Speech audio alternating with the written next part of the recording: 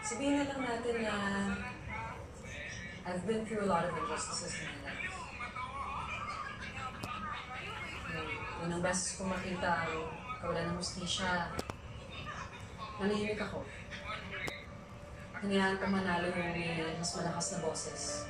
Kahit lalo pumalit. Hindi lang ako dito. Kasama, doon ko na-realize na hindi ako pwedeng habang buhay ng manahimik.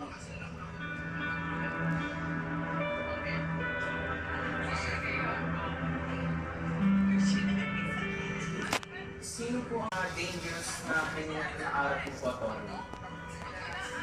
Si Edong Santiago po ba?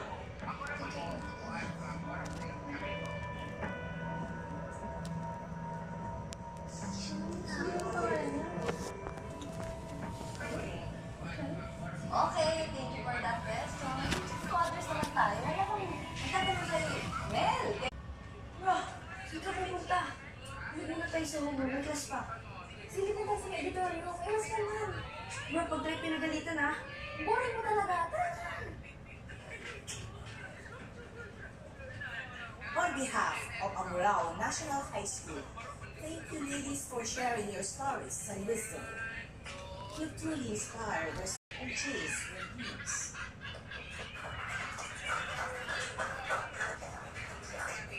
Palagi niyo siguro narinig sa mga magulang niyo. Tigilan niyo na yung pagbabagana.